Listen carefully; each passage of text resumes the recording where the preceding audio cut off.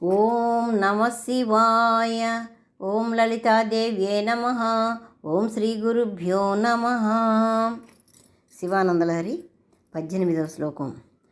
త్వమేకో లోకానాం పరమఫలదో దివ్య పదవీం వహం తస్త్వన్మూలాం పునరపి భజంతే హరిముఖా కియద్వా దాక్షిణ్యం తవ శివమదాశా చ కియతి కదా వా మద్రక్షాం వహసి కరుణాపూరితదృశా.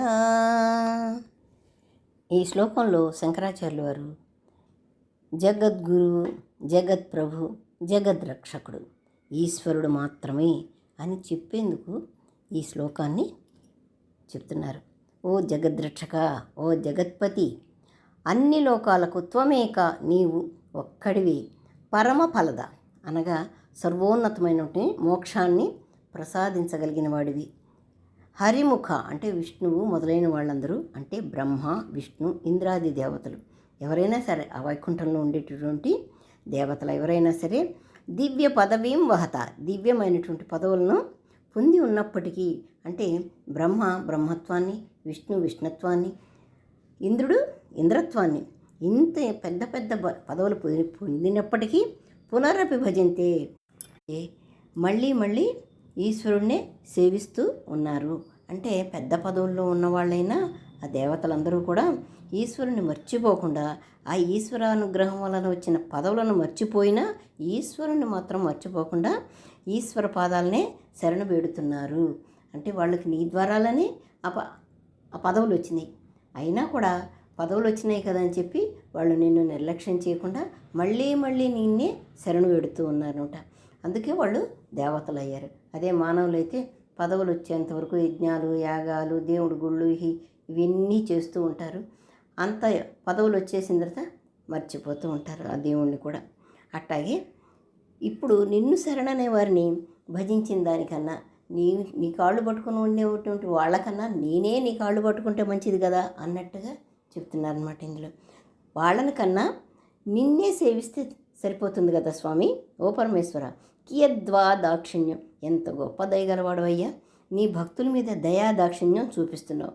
దాక్షిణ్యం అంటే ఏంటంటే భక్తుల యొక్క అభిప్రాయాలు ఎలా ఉంటే అలానే అనుసరించడం, వాళ్ళ కోరికలు తీర్చడం అని చెప్తూ ఆచార్యులు వారు ఇలా అన్నారనమాట. మదాసాచ కియతి, నాకు కలిగిన ఆశ కూడా చాలా గొప్పదయ్యా. ఎందుకంటే నీ చరణాలు శరణంటాను అని అన్నారే కానీ నీ భజనలోనే ఉంటాను అనేటువంటి ఇటువంటి ఆశ పెద్దదే. కాకపోతే నీవు అంగీకరించేదే పైపెచ్చు.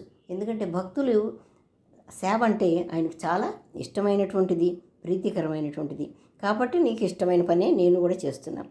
మరియు నీ దయావేషణాలు ఎప్పుడు నన్ను నాది అనే అహంకారం నుండి తొలగించేసి రక్షణ ఇచ్చేసి, నాది అనేటువంటి అహంకారం మానవులకి సహజంగా ఉండేది.